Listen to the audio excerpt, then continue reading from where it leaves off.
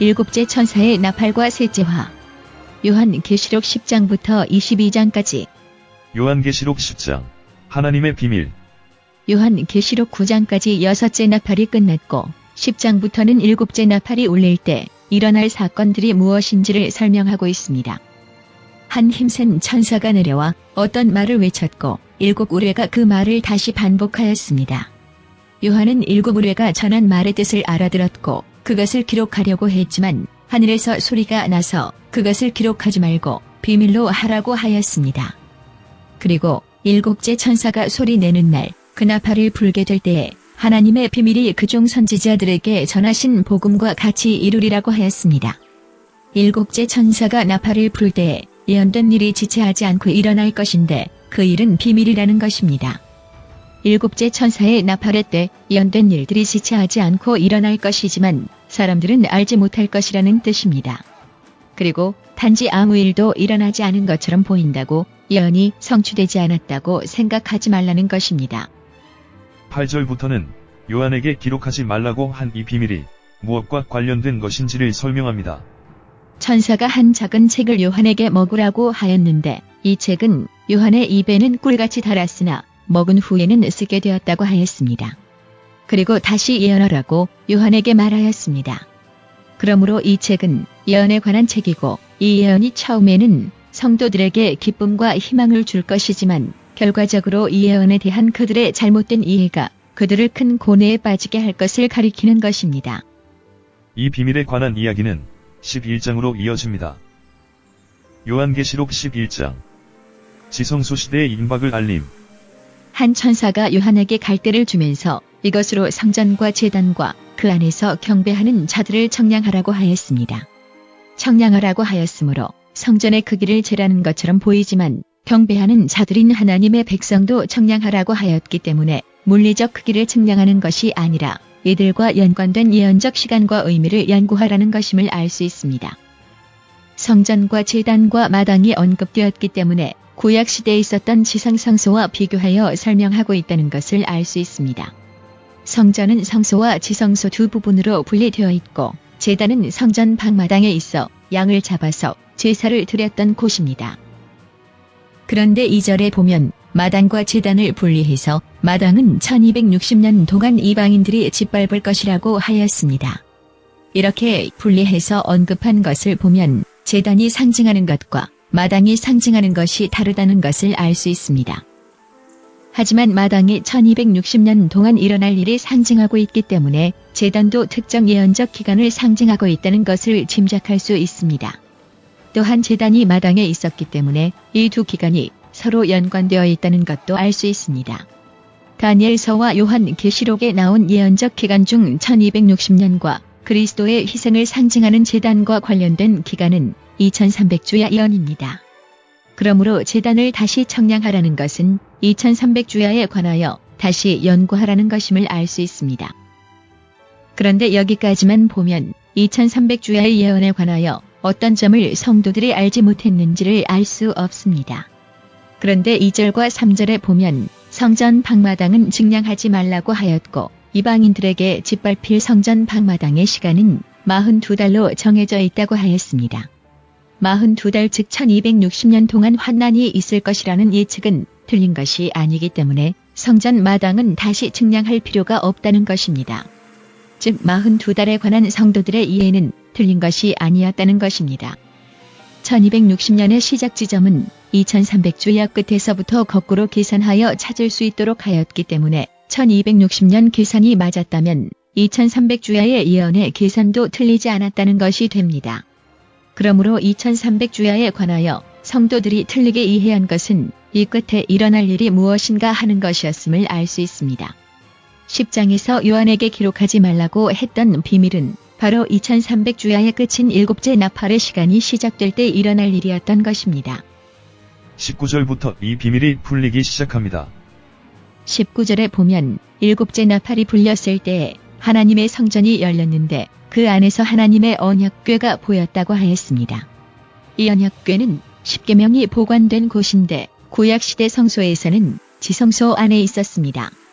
지성소는 성소와 장막으로 분리되어 있어서 성소에서 지성소 안을 볼 수 없게 하였고 지성소는 대제사장만 1년에 한 번 대속죄일에만 들어갈 수 있었습니다. 그러므로 하나님의 성전이 열려서 언약궤가 보였다는 뜻은 지성소로 들어가는 문이 열렸다는 것을 의미하는 것입니다. 그런데 요한에게 제단뿐만 아니라 성전과 그 안에 경배하는 자들도 청량하라고 하였습니다. 지성소로 들어가는 문은 7째 나팔의 때에 열렸기 때문에 성전 안에서 경배하는 자들이 있었던 곳은 지성소가 아니라 성소인 것을 알 수 있습니다. 그러므로 요한에게 다시 청량하라고 했던 성전의 부분은 성소였고 성소와 제단이 상징하는 기간은 2300주야 끝에 끝난다는 것을 알 수 있습니다. 또한 이 예언을 성소와 지성소의 시대를 분리해서 이해해야 한다는 것을 강조하기 위해서 11장 1절부터 14절까지의 사건은 둘째 화에 속한 사건이라고 분리하였고 지성소의 문이 열린 7째 나팔의 사건은 셋째 화의 기간에 속한 사건이라고 명시하였습니다. 그러므로 10장에서 비밀로 하였던 사건은 2300주야 끝에 지성소 시대가 시작되고 성소와 제단이 한 기간을 형성했던 것처럼 지성소도 한 기간을 형성한다는 것이었습니다. 성도들은 10장의 예언처럼 이러한 사실을 알지 못하였고 그래서 배가 쓰게 된 경험을 하였는데 이것을 다니엘서 11장 33절부터 35절은 다음과 같이 설명하고 있습니다. 백성 중에 지혜로운 자가 많은 사람을 가르칠 것이나 그들이 칼날과 불꽃과 사로잡힘과 약탈을 당하여 여러 날 동안 쇠퇴하리라. 그들이 퇴폐할 때에 도움을 조금 얻을 것이나 많은 사람은 회율로 그들과 친합할 것이며 또 그들 중 지혜로운 자 몇 사람이 퇴폐하여 무리로 연단되며 정결케 되며 희게 되어 마지막 때까지 이르게 하리니 이는 작정된 기한이 있음이니라. 다니엘서 11장 33절부터 35절. 다니엘서 11장 33절은 1260년의 환난 동안 상도들이 당한 핍박을 가리키고 34절은 환난 후반기의 신대륙의 발견 등으로 사람들이 피난처를 발견할 수 있을 것이지만 많은 사람들이 믿음을 포기할 것을 가리키고 35절은 환난에서 살아남은 자들이 환난이 끝나고 2300주야의 끝을 상징하는 마지막 때까지 이르는 과정 중에서 쇠폐하여 연단되며 정결케 되며 희게 될 것을 가리킵니다. 두 감람나무와 두 촛대. 요한계시록 11장 4절에 보면 이 땅의 주 앞에 섰는 두 감람나무와 두 촛대가 나옵니다. 여기 나온 감람나무에 관하여 스가랴 사장은 이렇게 말하였습니다. 내가 그에게 물어가로되 등대 좌우의 두 감람나무는 무슨 뜻이니이까 하고 다시 그에게 물어가로되 금 기름을 흘려내는 두 금관 옆에 있는 이 감람나무 두 가지는 무슨 뜻이니이까. 그가 내게 대답하여 가로되 내가 이것이 무엇인지 알지 못하느냐. 대답하되 내 주여 알지 못하나이다. 가로되 이는 기름 발리운 자 둘이니 온 세상이 주 앞에 모셔섰는 자니라 하더라. 스가랴 4장 11절부터 14절. 스가랴가 감람나무가 뜻하는 의미가 무엇인지 물었기 때문에 이 나무는 상징적인 나무라는 것을 알 수 있습니다. 스가랴는 처음에는 등대 좌우에 있는 두 감람나무가 무엇인지 물었고 다음에는 이 감람나무의 두 가지가 무엇을 뜻하는지 물었습니다. 이렇게 나무와 가지로 나뉘어진 두 질문에 천사는 한 대답만 하였습니다. 이는 기름 발리운 자 둘이니 온 세상의 주 앞에 섰는 자니라. 두 가지를 통해서 기름을 발리운 두 감람나무는 온 세상 주 앞에 서 있는 자라고 대답한 것입니다. 그렇기 때문에 이 두 감람나무는 두 촛대가 상징하는 두 교회의 대표자나 특정 교회를 가리킬 수 없습니다. 온 세상의 주는 시간과 공간에 대하여 무소부재하신 하나님을 가리키는 것이기 때문에 온 세상의 주 앞에 있을 수 있는 것은 하나님의 말씀뿐이기 때문입니다.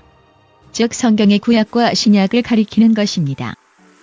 두 촛대는 스가랴서 4장에 나온 7등잔과는 관련이 없는데 그 이유는 7은 온 세상에 두루 행하는 여호와의 눈이라고 하였기 때문에 요한계시록 11장의 1260년 예언과 직접적인 관련이 없기 때문입니다. 그러므로 두 촛대는 요한계시록 20절에 언급한 7교회 중 2교회를 가리키며 이 두 교회가 1260년 환난 동안 있을 교회를 상징한다는 것을 알 수 있습니다. 7교회. 7교회 중 마지막 교회는 라오디게아 교회이기 때문에 라오디게아 교회는 7째 나팔이 울려진 1844년부터 그리스도의 재림까지 있을 하나님의 교회를 상징합니다. 6째 교회는 빌라델비아 교회인데 이 교회를 향하여 그리스도께서는 열면 닫을 사람이 없고 닫으면 열 사람이 없는 이로 자신을 소개하였고 내 앞에 열린 문을 두었다고 하였으므로 필라델비아 교회의 시대는 지성소의 문이 열리는 1844년까지임을 알 수 있습니다. 그리고 이 교회는 적은 능력을 가지고 인내의 말씀을 지켰다고 칭찬을 받았으므로 이 교회가 바로 다니엘서 11장 35절에 나온 연단되며 정결케 된 지혜로운 자 몇 사람으로 상징된 교회임을 알 수 있고 또한 시험의 때를 면하게 하겠다고 하였으므로 이 교회는 환난이 끝난 1798년부터 1844년 사이에 있었던 교회임을 알 수 있습니다. 그러므로 1260년 동안의 환난 중에 있었던 두 교회는 4대 교회와 두아디라 교회입니다. 4대 교회의 시대는 종교개혁이 일어난 1517년부터 환난의 끝인 1798년까지이고 두아디라 교회의 시대는 1260년에 환난이 시작된 538년부터 1517년까지로 볼 수 있습니다. 일곱 교회의 첫 번째 교회는 요한계시록 2장 1절부터 나오는 에베소 교회인데 요한계시록의 다른 모든 계시들은 하늘에 올라가서 보았지만 일곱 교회에 관한 계시는 반모섬에서 보았다고 하였기 때문에 연 해석의 규칙에 의하여 일곱 교회의 첫 번째 교회는 요한이 살고 있었던 시대인 31년부터 100년까지로 볼 수 있고 그래서 둘째와 셋째 교회인 서머나 교회와 버가모 교회는 100년부터 538년 사이에 있었던 교회를 가리킨다고 볼 수 있습니다. 요한계시록 11장 7절부터 13절. 프랑스 혁명의 시대. 저희가 그 증거를 마칠 때 무적행으로부터 올라오는 짐승이 저희로 더불어 전쟁을 일으켜 저희를 이기고 저희를 죽일 터인즉 저희 시체가 큰 성 길에 있으리니 그 성은 영적으로 하면 소돔이라고도 하고 애굽이라고도 하니 곧 저희 주께서 십자가에 못 박히신 곳이니라. 요한계시록 11장 7절부터 8절. 그 증거를 마칠 때는 1260년의 끝인 1798년입니다. 요한계시록의 무적행으로부터 올라온 짐승은 셋이 있는데 다섯째 나팔 때 등장한 오스만 제국과 17장에 언급된 교황권과 그리고 여기에 나온 프랑스 혁명정부입니다. 다니엘서 11장도 같은 구조를 따라 1260년에 환난이 끝나갈 즈음에 나타날 프랑스 혁명정부에 관하여 36절부터 언급하였습니다. 역사적으로 프랑스 혁명과 여기 언급된 두 증인이 죽임을 당하는 사건은 1798년 전에 있었던 사건들입니다. 그런데도 성경이 이 짐승의 등장을 1260년이 끝나는 때로 언급한 이유는 요한계시록 17장에 언급된 짐승인 교황권도 무적행에서 나온 짐승이었고 또한 그가 1260년의 환난의 세력이었기 때문에 환난이 끝난 해인 1798년경에 나타난 짐승이라고 설명하므로 이 짐승이 프랑스 혁명정부라는 것을 명백히 하려 했기 때문입니다. 이 짐승이 성경과 전쟁을 하여 이기고 그 시체가 큰 성길에 있겠다고 하였는데 그 성은 영적으로 소돔과 애굽이라고 하였습니다. 소돔은 무신론 사상을 상징하고 애굽은 이교를 상징합니다. 또한 이 성은 영적으로 주께서 십자가에 못 박히신 곳이라 하였습니다. 그리스도께서 못 박히신 곳은 역사적으로는 로마 제국 시대였지만 그리스도께서는 세상 모든 사람들의 죄를 사하시려고 십자가를 지셨기 때문에 영적으로 보면 그리스도께서 못 박히신 곳은 세상 전체를 가리킵니다. 프랑스 혁명 때 나타났던 사건을 세상 전체로 상징한 이유는 프랑스 혁명의 바탕이 되고 있는 철학이 그때 당시 프랑스에만 영향을 주었던 것이 아니라 전 유럽에 영향을 주었기 때문입니다. 또한 프랑스 혁명정부가 성경을 탄압한 이유는 종교적인 이유가 아니라 정치적인 이유였기 때문에 무신론적 소돔과 이교적 이집트로 표상하였고 또한 로마 제국 시대와 비교했던 것입니다. 로마 제국이 그리스도를 십자가에 못 박은 이유는 종교적 이유가 아니라 정치적 이유였기 때문입니다. 또한 프랑스 혁명 정부를 로마 제국과 비교하고 있는 또 다른 이유는 이교 로마 제국과 신성 로마 제국이 연결된 것처럼 12장과 13장부터 새롭게 나타날 짐승이 프랑스 혁명 정부를 상징하고 있는 짐승과 연결되어 있다는 것을 암시하기 위해서입니다. 즉 13장의 두 뿔 가진 짐승이 현대의 신성 로마 제국이 될 것을 가리키는 것입니다. 9절에 나온 사흘반은 1793년 11월 21일 종교금지령부터 1797년 6월 17일 종교자유법이 통과된 때까지의 기간을 가리킵니다. 그 시에 큰 지진이 나서 성 10분의 1이 무너지고 지진에 죽은 사람이 7천이라. 그 남은 자들이 두려워하여 영광을 하늘의 하나님께 돌리더라. 요한계시록 11장 13절. 13절에 나온 성은 영적으로 세상을 가리키기 때문에 성이 10분의 1은 세상 10나라 중 하나를 가리킵니다. 10나라는 다니엘서 7장에 나온 10뿔을 의미하기 때문에 그 한 뿔 중 하나가 된 프랑스가 성이 10분의 1로 상징된 것입니다. 성이 상징이기 때문에 지진도 상징적 의미를 가지고 있습니다. 여기서 지진이 언급된 이유는 8절에 그곳은 주께서 십자가에 못 박히신 곳이라고 하였기 때문에 두 증인이 3일 반 동안 죽어 있었던 시기를 그리스도께서 3일 동안 무덤에 있었던 것과 비교하여 그리스도께서 부활하실 때 있었던 지진과 비교하였기 때문입니다. 15절 일곱째 천사가 나팔을 불었던 때는 2300주야가 마치는 1844년이었습니다. 성경은 이때부터 죽은 자를 심판하고 성도들에게 상을 주시고 심판이 끝난 후 악인들을 멸망시키는 일이 시작되었다고 하였습니다. 그리고 이러한 일들이 시작되기 위해서 하늘에 있는 하나님의 성전이 열렸다고 하였습니다. 그리고 그 안에 언약궤가 보였다고 하였으므로 이 문은 지성소로 들어가는 문임을 알 수 있습니다. 1844년부터 지성소 시대가 시작되었다는 것입니다. 그리고 번개와 음성들과 뇌성과 지진과 큰 우박이 있더라고 요한계시록 8장 5절에 나온 사건을 다시 언급하였습니다. 새 화와 새 천사의 나팔. 요한계시록 8장 13절에 보면 넷째 천사의 나팔에 관한 언급이 끝난 후 독수리가 날아가면서 소리치기를 세 가지 화가 더 있을 것인데 그 이유는 앞에서 불었던 네 천사의 나팔 이외에도 아직 세 천사의 나팔이 남아있기 때문이라고 하였습니다. 요한계시록 9장 12절은 다섯째 나팔이 첫째 화에 속한 것이라고 설명합니다. 그런데 계속해서 11장까지 읽어보면 나팔과 화가 같은 것이 아니고 화에는 나팔에 관한 사건들 외에 다른 사건들도 포함된 것을 알 수 있습니다. 첫째 화는 다섯째 나팔의 사건만 포함되었지만 둘째 화 안에는 두 증인에 관한 사건, 프랑스 혁명에 관한 사건, 그리고 여섯째 나팔의 사건이 포함되어 있습니다. 셋째 화는 요한계시록 11장 15절부터 시작되는 일곱째 나팔부터 시작되는데 셋째 화가 끝났다는 직접적인 언급은 없지만 요한계시록 15장 1절에 일곱 재앙이 하나님의 마지막 진노라고 하였기 때문에 이것이 셋째 화의 끝임을 알 수 있습니다. 나팔과 화가 사용하는 다른 분리 기준. 세 화 중 첫째 화는 다섯째 나팔의 사건에만 국한되었습니다. 다섯째 나팔은 1299년 7월 27일부터 1449년 7월 27일까지였습니다. 세 화 중 둘째 화는 여섯째 나팔과 일곱 우료와 작은 책, 프랑스 혁명을 포함하고 있습니다. 여섯째 나팔은 1449년 7월 27일부터 1840년 8월 11일까지였고 일곱 우료와 작은 책에 관한 사건은 일곱째 나팔이 울려지기 직전에 일어날 사건이며 11장 7절부터 11절까지 언급된 프랑스 혁명과 관련된 예언도 시기적으로 앞 사건들과 비슷한 시기에 일어났습니다. 이 사건들 중에는 하나님의 백성들이 환난을 당하는 이야기도 있지만 재앙으로 땅을 치고 성이 10분의 1이 지진으로 무너지는 심판의 화를 당하는 이야기로 끝을 맺고 있기 때문에 이 사건들도 화에 속하는 사건임을 알 수 있습니다.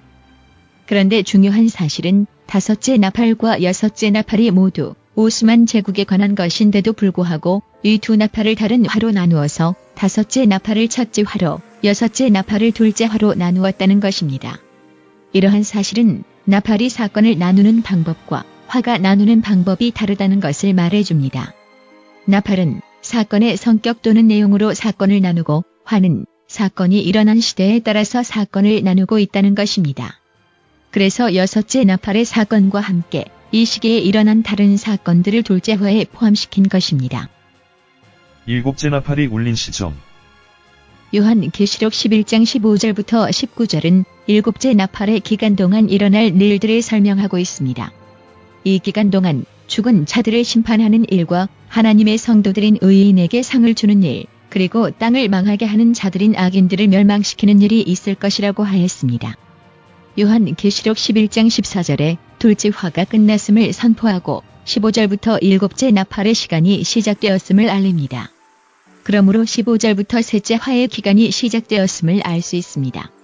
17절은 심판의 권능을 가지신 분은 전에도 계셨고 지금도 계신 알파와 오메가의 신 하나님이라고 선포하므로 시간과 공간에 대하여 무소부재하신 하나님을 강조하였습니다. 그리고 18절부터 하나님께서 심판을 행하실 것인데 먼저 죽은 자를 심판하는 일이 있을 것이고 성도들에게 상 주실 것이며 악인들을 멸망시킬 것이라고 하였습니다. 이 성경절에 언급한 죽은 자들은 악인만을 가리키는 것이 아닙니다. 상 받겠다고 한 성도들과 선지자들이 살아있는 자들이라고 따로 언급하지 않았으며 심판 이후에 땅을 망하게 하는 자들을 멸망시킬 것이라고 하였기 때문입니다. 모세도 죽은 후에 하늘에 갔으며 그리스도께서 부활하셨을 때에도 그리스도와 함께 많은 사람들이 부활하여 승천하였기 때문에 죽은 자들은 악인만을 가리키는 것이 아닙니다.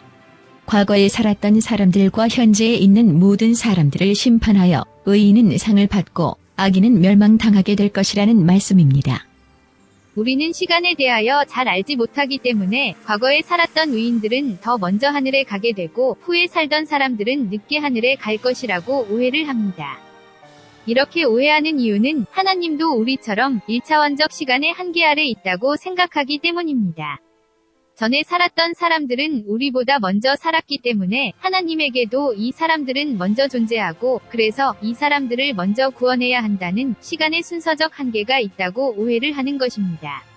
이러한 오해를 풀기 위해서 전에도 계셨고 지금도 계신 하나님이 심판을 하실 것이라고 먼저 언급한 것입니다.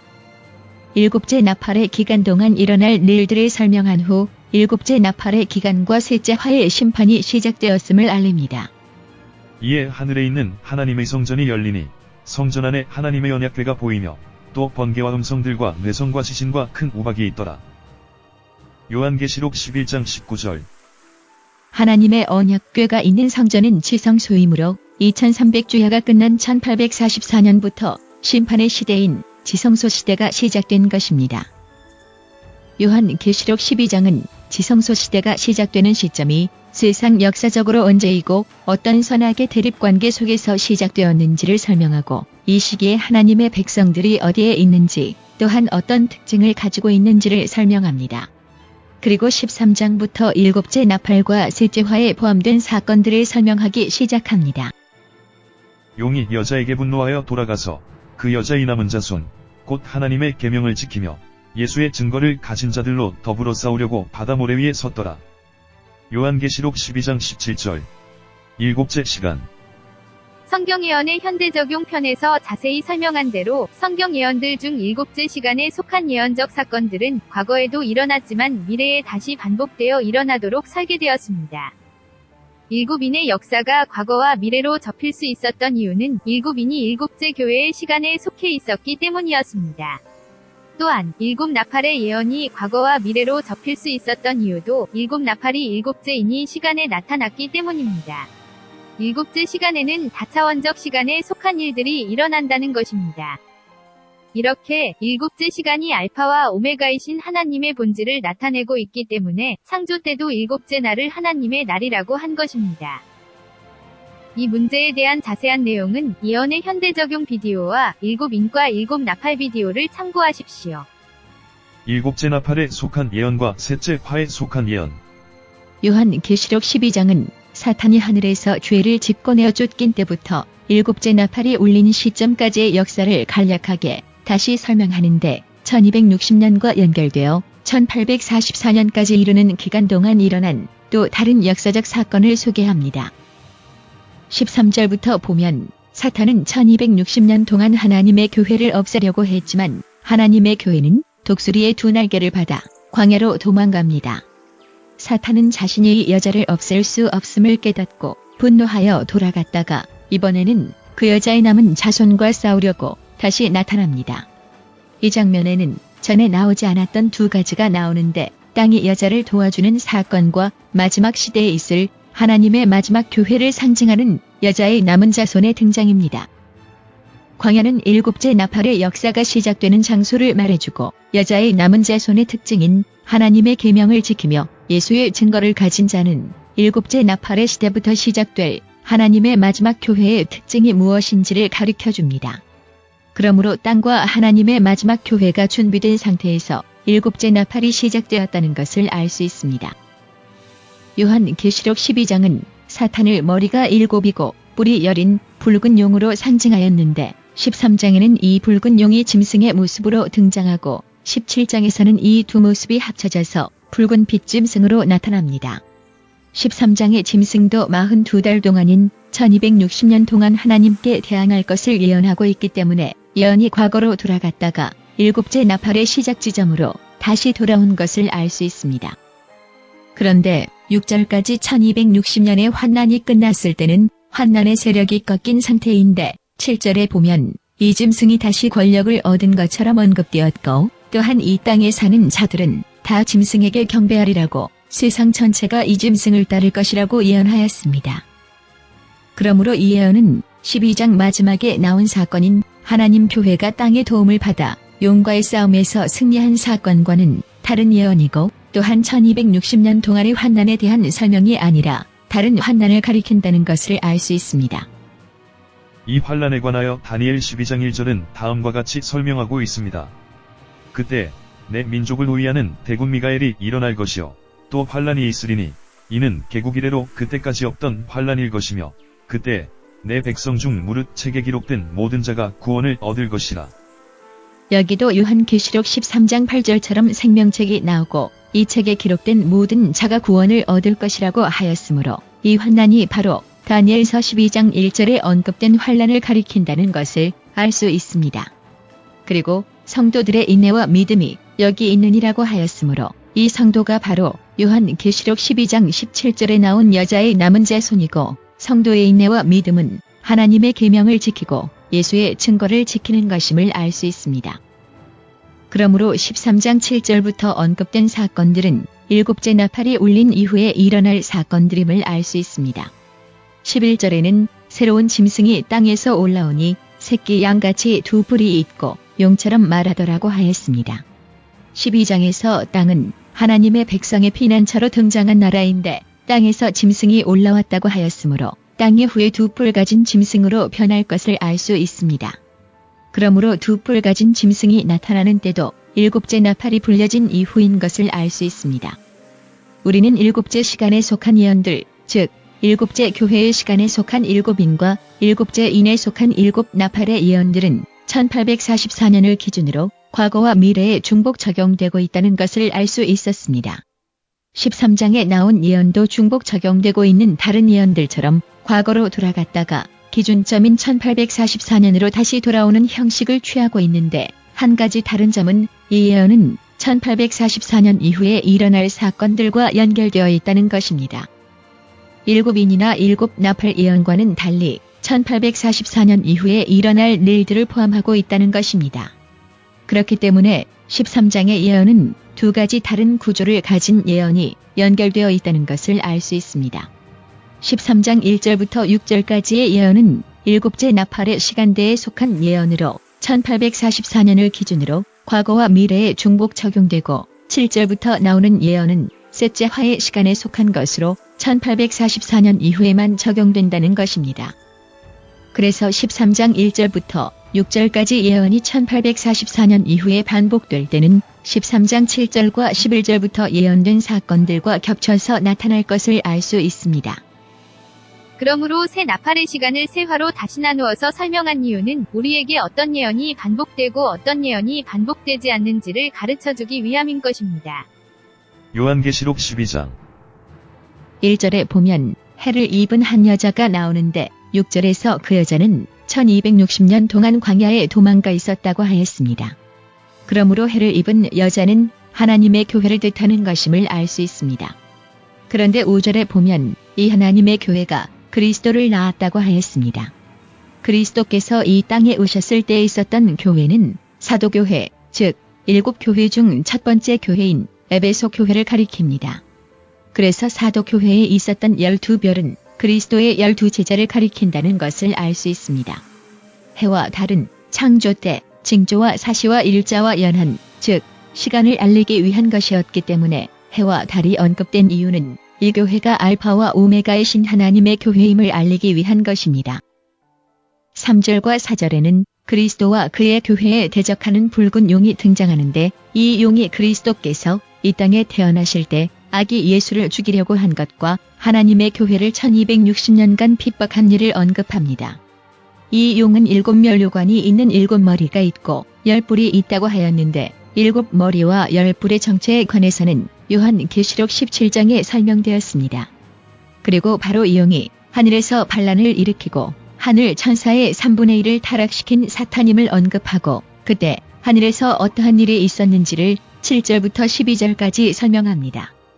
13절부터 보면 1260년의 환난을 겪던 하나님의 교회가 독수리의 날개를 받아서 광야 곧 자기 곳으로 피난을 갔다고 하였습니다. 광야는 물의 반대이고 물은 백성과 열국과 방언이라고 하였으므로 광야는 사람들이 많이 살지 않고 언어가 많지 않고 나라가 아직 세워지지 않은 장소임을 알 수 있습니다. 그러므로 이 광야는 1260년이 시작될 때는 미개척지였지만 환난이 맞춰지기 전 개척되었고 종교의 자유를 얻기 위해서 사람들이 피난 갔던 곳이며 독수리로 표상될 수 있는 장소인 1776년 독립한 미국임을 알 수 있습니다. 1260년이 끝나갈 즈음 신성 로마 제국이 와해되고 로마 교황이 나폴레옹의 군대에게 잡혀 옥에서 죽게 되고 미국이 종교자유의 이념을 가지고 건국되자 17절에 보면 사탄은 그 여자의 남은 자손과 싸우려고 바다와 땅 사이에 있는 바다 모래 위에 진을 치고 준비합니다. 이러한 설정은 선악의 전쟁이 바다에서 땅으로 즉 유럽에서 미국으로 옮겨갔다는 것을 보여주며 또한 하나님의 마지막 교회는 유럽에서 나타나는 교회가 아니라 1844년 이후 미국에서 나타나는 교회임을 가리켜줍니다. 그리고 하나님의 마지막 교회의 특징이 언급됩니다. 1260년 환난 때 비기독교가 기독교인들을 핍박한 것이 아니라 구교가 신교를 핍박한 것이기 때문에 하나님의 마지막 교회를 단순히 기독교라고 하지 않고 하나님의 계명을 지키며 예수의 증거를 가진 자들이라고 구체적인 특징을 들어 설명하고 있습니다. 모든 기독교회가 하나님의 마지막 교회가 아니라 이러한 특징을 가지고 있는 교회만이 마지막 교회라는 것입니다.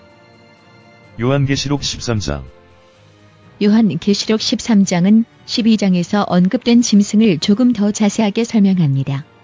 1절에 보면 바다에서 한 짐승이 나오는데 뿔이 10이요 머리가 7이라고 하였습니다. 12장에서는 이 짐승을 하늘에서 쫓겨난 붉은 용이라고 하였는데 13장의 짐승은 바다에서 나왔고 용이 자기의 능력과 보좌와 큰 권세를 그에게 주었더라고 하였습니다. 그리고 17장에도 같은 짐승이 나오는데 이 짐승은 붉은 빛짐승으로 음녀가 이 짐승을 타고 있다고 설명하였습니다. 그러므로 12장에 나온 짐승은 이 짐승의 근원이고 13장의 짐승은 12장의 용이 이용하고 있는 지상의 세력이며 13장의 짐승의 모습은 17장의 짐승으로 변하기 전의 모습을 나타낸 것임을 알 수 있습니다. 이 짐승은 바다에서 나왔다고 하였고 바다는 요한계시록 17장 15절에 의해서 백성과 무리와 열국과 방언들이기 때문에 여러 언어를 사용하고 여러 나라들과 많은 사람들이 있는 장소를 가리킵니다. 또 7머리와 10뿔이 있었다고 하였는데 내가 본 짐승은 표범과 비슷하고 그 발은 곰의 발 같고 그 입은 사자의 입 같다고 하였으므로 이 짐승의 모습은 다니엘서 7장에 나온 짐승들의 조합임을 알 수 있습니다.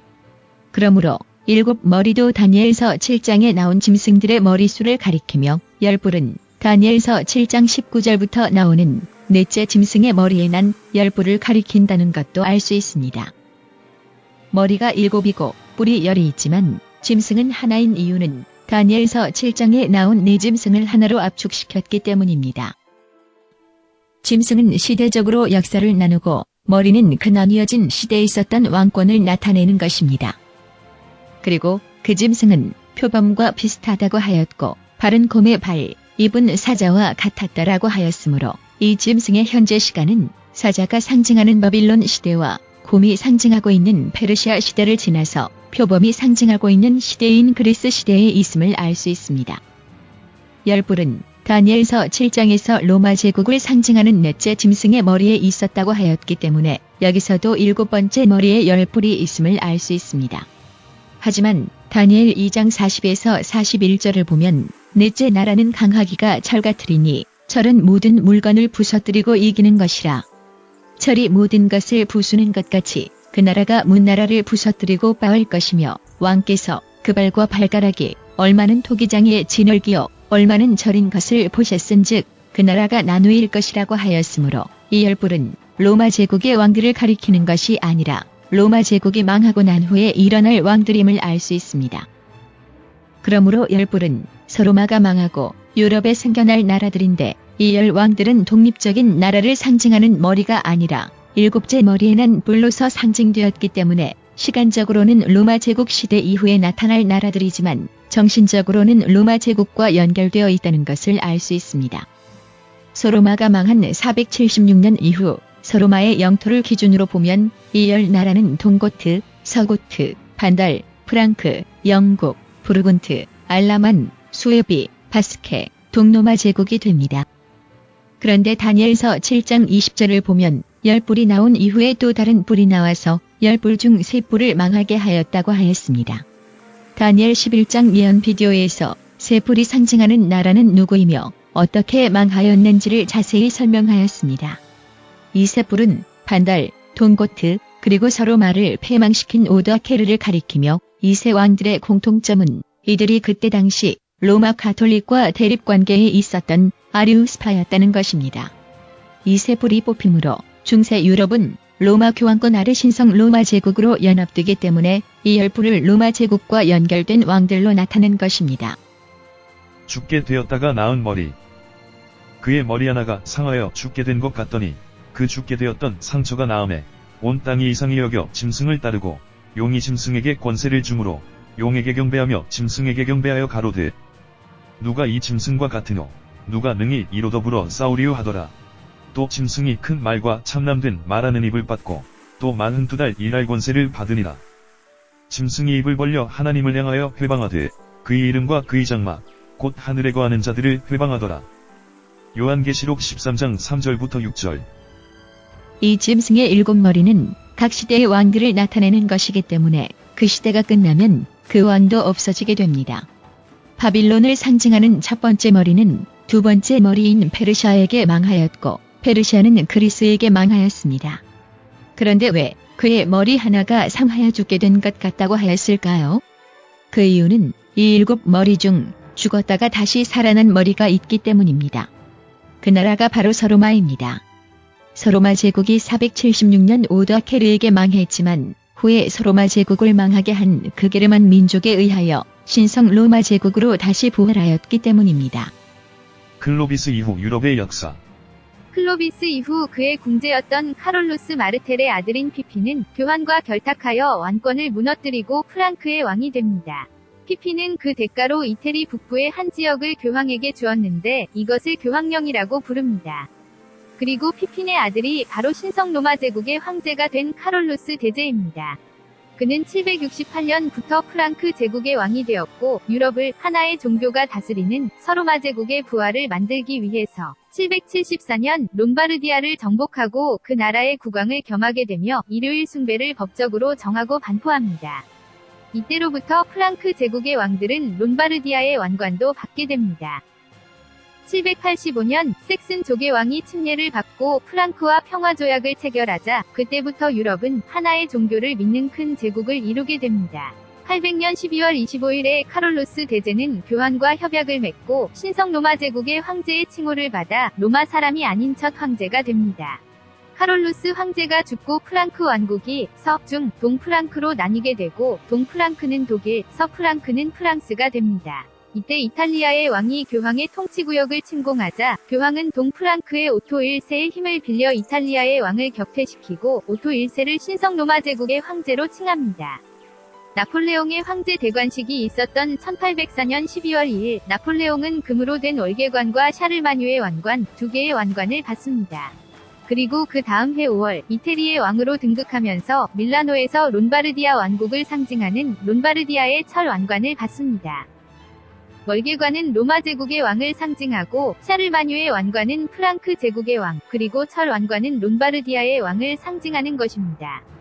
이 세 왕국을 합치면 중세 신성 로마 제국이 됩니다. 역사적으로는 나폴레옹이 신성 로마 제국을 와해시켰지만 결과적으로 그가 신성 로마 제국의 황제가 된 것입니다. 그래서 다니엘서 11장은 35절까지 1260년 위 환난에 관하여 언급한 후에 36절부터 프랑스 혁명과 나폴레옹의 이야기로 끝을 맺은 것입니다. 중세 종교 탄압의 군사적 힘이 되었던 신성 로마 제국의 사상을 나폴레옹이 이어받았기 때문입니다. 이렇게 유럽이 프랑크 제국으로 인하여 한 종교를 믿는 신성 로마 제국으로 발전한 것을 요한계시록 13장 4절은 누가 이 짐승과 같으며 누가 능히 이로 더불어 싸우리요라고 예언한 것입니다. 죽게 되었던 서로마 제국이 신성 로마 제국으로 부활한 것이었습니다. 그래서 다니엘서 11장은 신성 로마 제국이 건립될 수 있는 발판을 만든 클로비스의 계종을 매일 드리는 제사를 폐하고 멸망케 하는 물건을 세우는 일, 즉 그때까지 있었던 종교 사회 제도를 끝내고 교환권을 세우는 일로 예언하였던 것입니다. 요한계시록 13장 7절부터는 일곱째 나팔이 울린 후에 시대에 일어날 환난에 대하여 설명하고 11절부터는 이 환난을 주도할 짐승의 등장을 설명합니다. 이 짐승은 12장에서 언급한 땅에서 나온 짐승입니다.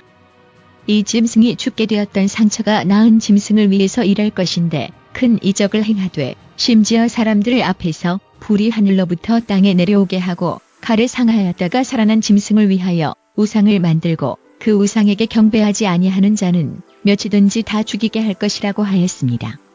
또한 그가 사람들에게 표를 밟도록 강요할 것인데 누구든지 이 표를 가진 자 외에는 매매를 못하게 하니 이 표는 곧 짐승의 이름이나 그 이름의 수라. 지혜가 여기 있으니 총명 있는 자는 그 짐승의 수를 세어보라. 그 수는 사람의 수니 666인이라고 하였습니다. 그러므로 짐승의 표는 짐승의 이름이기도 하고 또한 그 이름의 수도 되며 사람의 수인데 이 수를 얻기 위해서는 그 짐승의 수를 세어보아야 한다는 것을 알 수 있습니다. 여기서 짐승은 표범이 그리스를 상징했던 것처럼 나라를 상징하는 것입니다. 그러므로 이 짐승은 컴퓨터 코드나 칩 등은 될 수 없습니다. 그런데 요한계시록 17장에 보면 이 짐승을 8번째 왕이라고 하였기 때문에 이 짐승은 나라이면서도 어떤 특정 사람을 상징하는 것임을 알 수 있습니다. 그러므로 죽게 되었던 상처가 나은 자의 이름을 세어보면 666이 나올 것이라는 것입니다. 요한계시록 14장부터 16장. 요한계시록 13장은 마지막 시대에 두 뿔 가진 짐승이 나타나 짐승의 표를 받도록 강요할 것이며 이 표가 없는 사람들을 핍박하고 죽일 것이라는 예언으로 끝났습니다. 요한계시록 14장 1절부터 5절은 짐승의 표를 받지 않고 끝까지 견디어 구속받을 자들이 있을 것인데 그들이 바로 14만 4천인이라고 설명합니다. 그리고 6절부터는 짐승의 표를 받은 자들에게 내릴 재앙에 관하여 마지막 경고가 선포됩니다.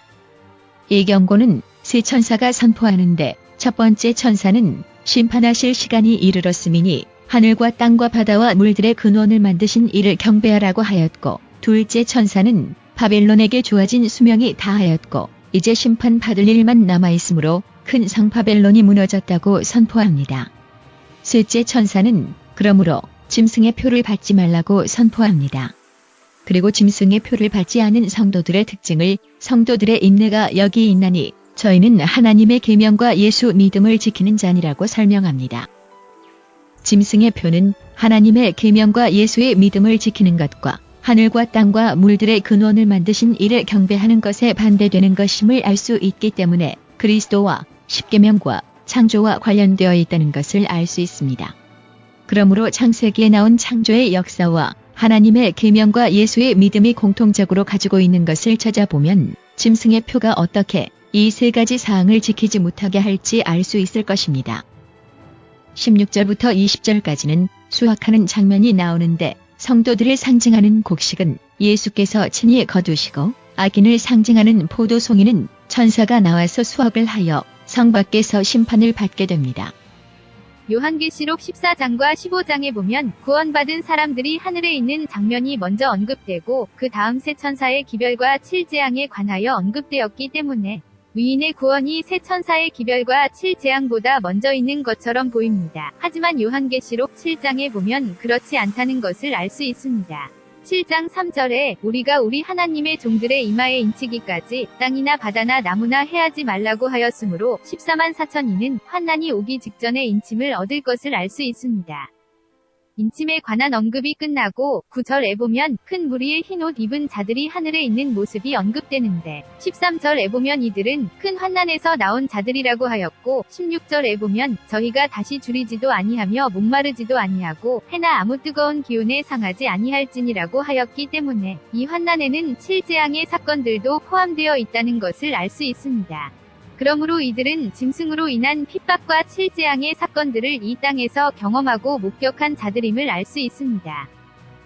이렇게 구원받은 자들의 모습이 시간적 순서와 상관없이 한 예언 사이클이 끝날 때마다 보여진 이유는 7교회에 관한 계시를 받은 이후로 요한은 지금까지 초시간적 공간인 하나님의 성전 안에서 계시를 받고 있기 때문입니다. 매번 계시의 배경이 바뀔 때마다 요한은 이 일 후에 라고 언급하였는데 그 이유는 먼저 본 계시가 뒤에 본 계시와 순서적으로 연결되어 있다는 것을 가리키기 위한 것이 아니라 앞 계시의 시간의 공간과 그 다음 계시의 시간의 공간이 다르다는 것을 나타내기 위한 것입니다. 요한은 다차원적 시간의 공간 속에서 시간의 공간을 옮겨가며 계시를 받았고 그래서 과거에 있을 일과 미래에 있을 일들이 필요에 따라서 섞여 있기 때문에 각 예언을 다른 공간에 분리하기 위해서 이 일 후에 또는 또 본이라는 말을 쓴 것입니다. 요한은 7재앙에 관한 예언을 보기 전에 구원받은 자들이 유리바닷가에 서서 이 재앙에 관하여 다음과 같이 증언하는 것을 보았습니다. 주 하나님 곧 전능하신 이시여 하시는 일이 크고 기이하시도다. 만국의 왕이시여 주의 길이 의롭고 참되시도다. 이들은 7재앙의 때에 이 땅에 살면서 이 재앙들이 세상과 짐승의 표를 받은 자들에게 내리는 것을 직접 보았기 때문에 7재앙에 관한 이들의 증언이 이 재앙과 관련되어 하나님의 의롭고 참되심에 대한 증거로서 언급된 것입니다. 7재앙의 처음 4재앙은 요한 계시록 14장 7절에 나온 첫째 천사의 기별에 언급한 대로 하늘과 땅과 바다와 물들의 근원에 내려졌습니다. 4번째 재앙이 끝나면 둘째와 셋째 천사의 기별에 언급한 대로 재앙이 짐승과 짐승의 보좌에 내리게 됩니다. 5째 나팔은 짐승의 보좌가 있는 나라의 해가 어두워지고 아픔과 종기의 재앙을 받을 것이라고 하였기 때문에 짐승의 정체를 알면 5째 재앙이 내릴 지역도 알 수 있습니다. 6째 재앙은 다른 재앙들과는 달리 재앙의 시작만 알리고 재앙의 대상과 내용은 자세히 언급하지 않았습니다. 12절에 보면 유프라테스 강이 말라서 동방에서 오는 왕들의 길이 예비되더라고 하였는데 이와 같은 사건이 다니엘서 5장에도 예언되어 있습니다. 이 사건은 메데 페르시아 연합군이 바벨론으로 들어가는 유프라테스 강이 물을 돌려서 마르게 하여 그 성을 정복했던 539년 10월 12일에 있었던 전쟁을 가리키는데 메데와 페르시아는 바벨론으로부터 동쪽에 위치한 나라입니다. 그러므로 유프라테스 강이 마른다는 것은 바벨론이 망할 때가 왔다는 것을 가리키고 메데와 페르시아의 연합군을 가리키는 동방에서 오는 왕들은 바벨론과 싸우려고 동맹할 나라들을 가리킨다는 것을 알 수 있습니다. 이렇게 동방의 왕들의 동맹이 형성되면 짐승은 그의 거짓 선지자라고 표상된 정치, 종교인들을 통해서 이들과 맞설 동맹군을 결성할 것인데 이것을 13절과 14절에서 설명하고 있습니다. 요한은 아마겟돈 전쟁에 관하여 설명하는 중간에 그리스도의 재림이 임박했다는 선포를 합니다. 그러므로 14절에 나온 전능하신 이의 큰 날은 그리스도의 재림의 날을 가리킴을 알 수 있습니다. 그리스도의 재림의 날은 아무도 모른다고 하였으므로 이들이 그리스도의 재림의 날을 알고 그날의 전쟁을 할 계획을 세웠다는 뜻이 아니라 이 전쟁이 재림의 날로 이어진다는 것을 알 수 있습니다.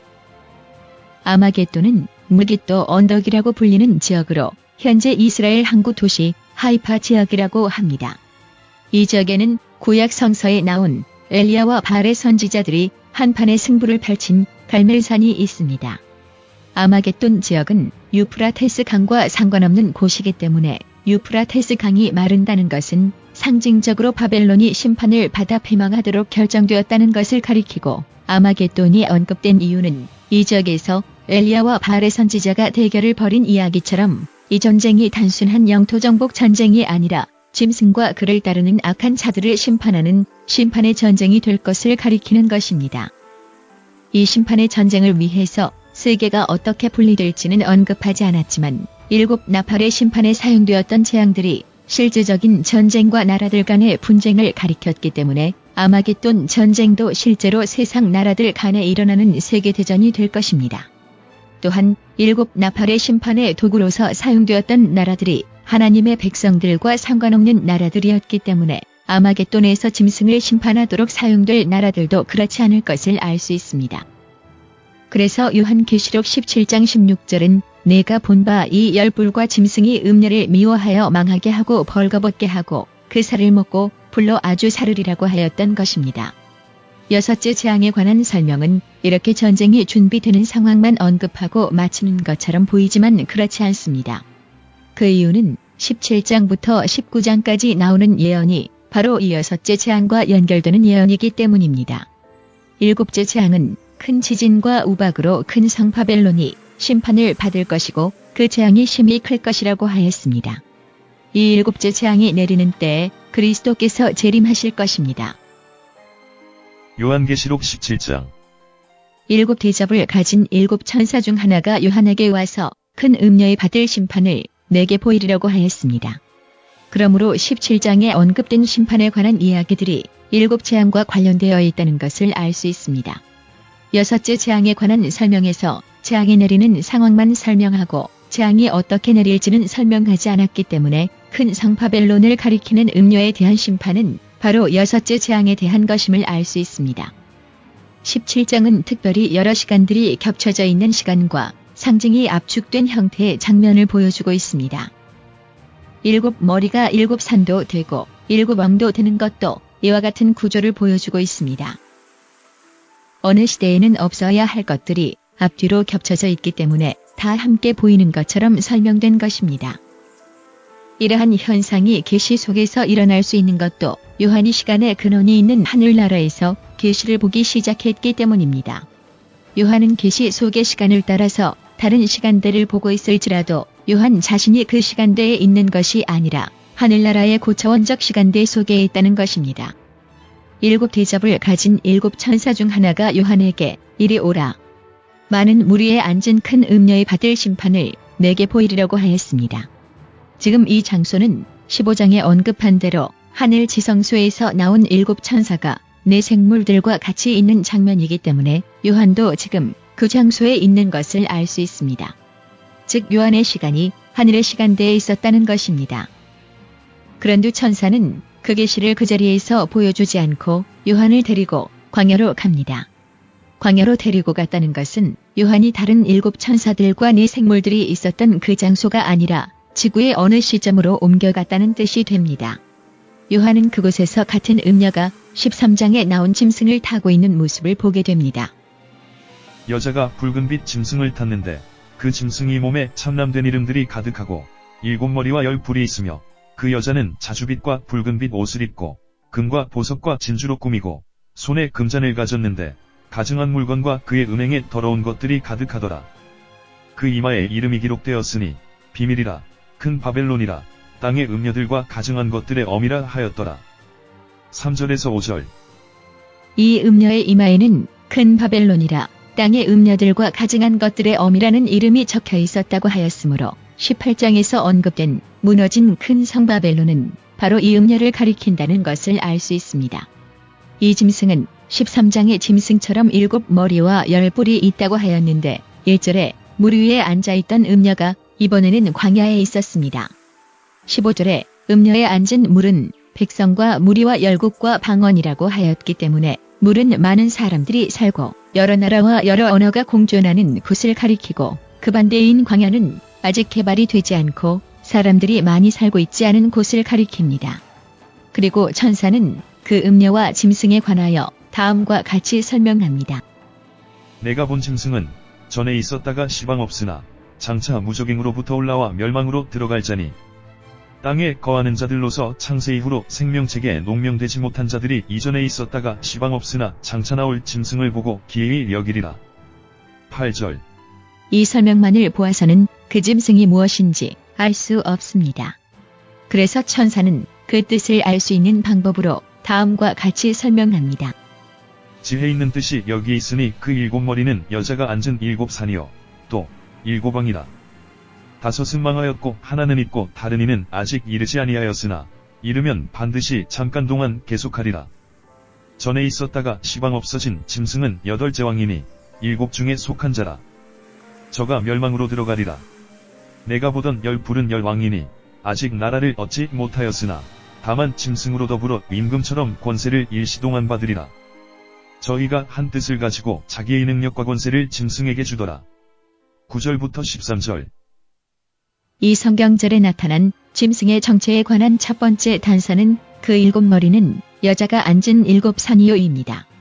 7머리가 상징이고 7산은 그 상징을 설명한 것이기 때문에 실제로 7산이라는 곳이 있어야 합니다. 사전은 이 7산이 바로 로마가 자리 잡고 있는 장소임을 확인시켜줍니다. 그런데 만약 광야로 상징된 장소가 로마 제국이 왕성하던 때였다면 그곳을 광야라고 표현하지 않았을 것입니다. 그러므로 장소는 로마인데 아직 로마 제국의 번성이 일어나지 않았던 시대를 광야가 가리킨다는 것을 알 수 있습니다. 이러한 사실은 다니엘서 8장 9절에서 로마가 시작된 장소를 그리스가 알렉산더 이후 네 나라로 갈라진 이후에 그중 한 뿔에서 나온 작은 뿔로 설명한 것과 일치합니다. 또한 이 시점은 요한계시록 13장의 짐승의 시간과도 일치합니다. 13장의 짐승의 몸은 표범이고 입은 사자이고 발은 곰이라고 하였으므로 그 짐승의 몸이 되는 나라는 그리스가 되기 때문입니다.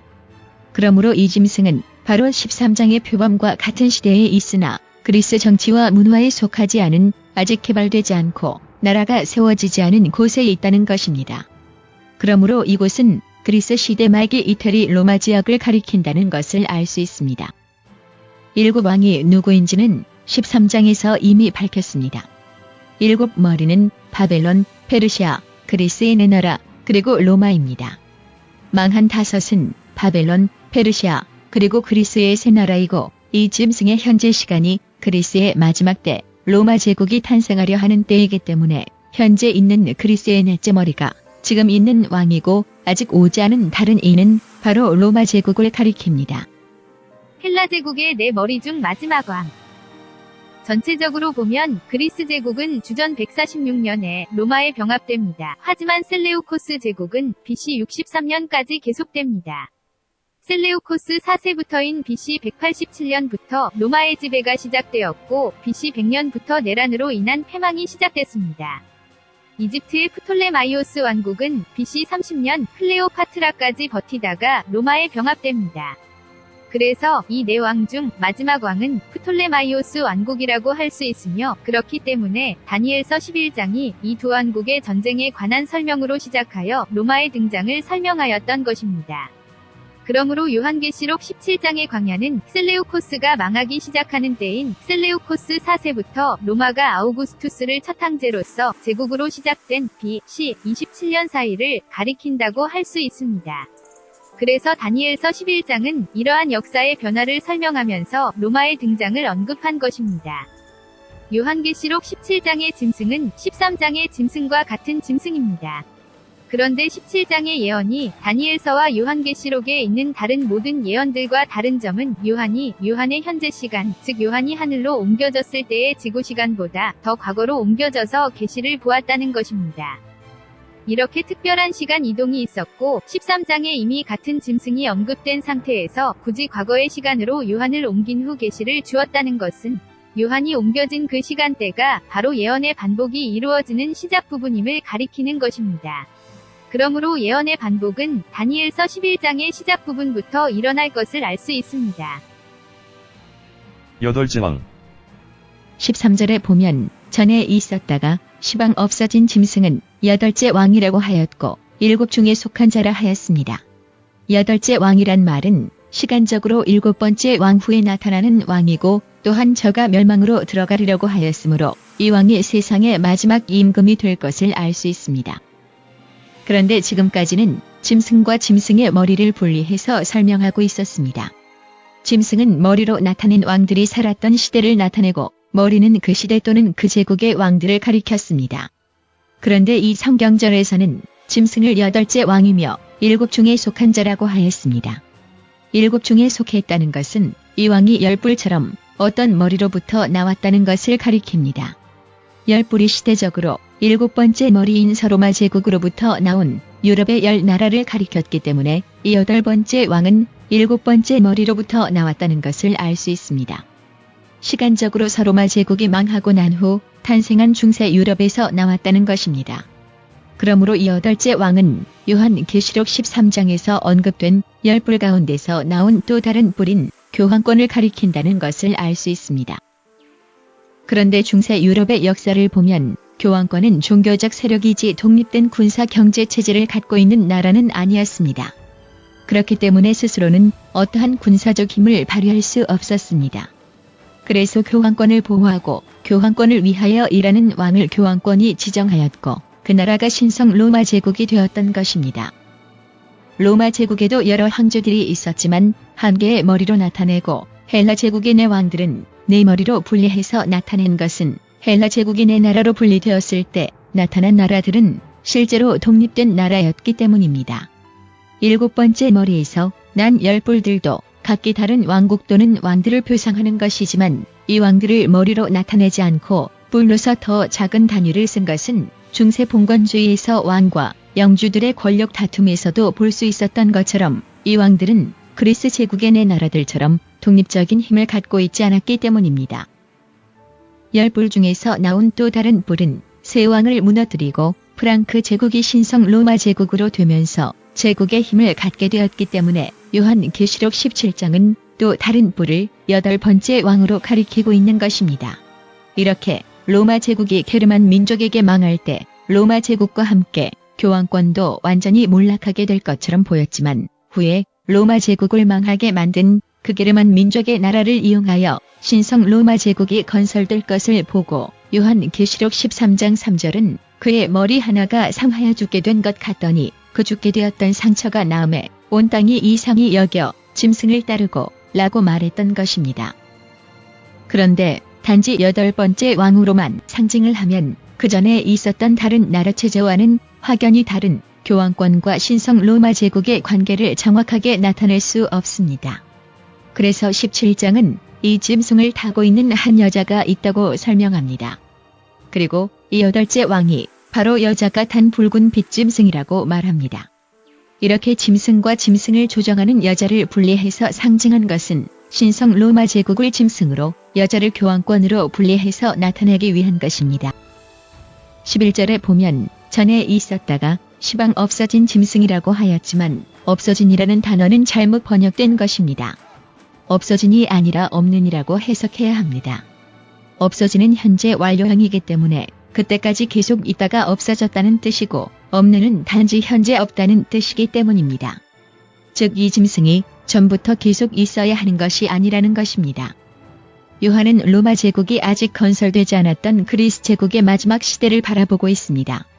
그리고 그 10뿔은 열왕이고 아직 나라를 얻지 못하였다고 하였으므로 이 시기는 아직 중세 유럽이 이루어지기 전입니다.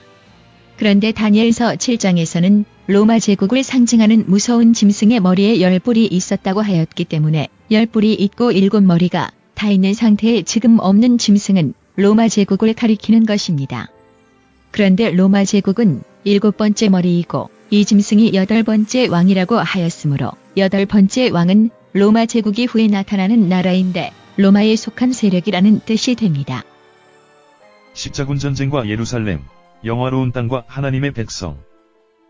다니엘서 11장에는 영화로운 땅에 관한 언급이 2번 나옵니다. 16절은 로마가 예루살렘을 함락시키는 사건이었고 41절은 나폴레옹이 시리아와 싸우기 위해서 예루살렘 지역으로 진군한 사건이었습니다. 나폴레옹이 예루살렘으로 진군한 것은 예루살렘을 함락시키기 위한 것이 아니었고 예루살렘을 통치구역으로 넣기 위한 것도 아니었습니다.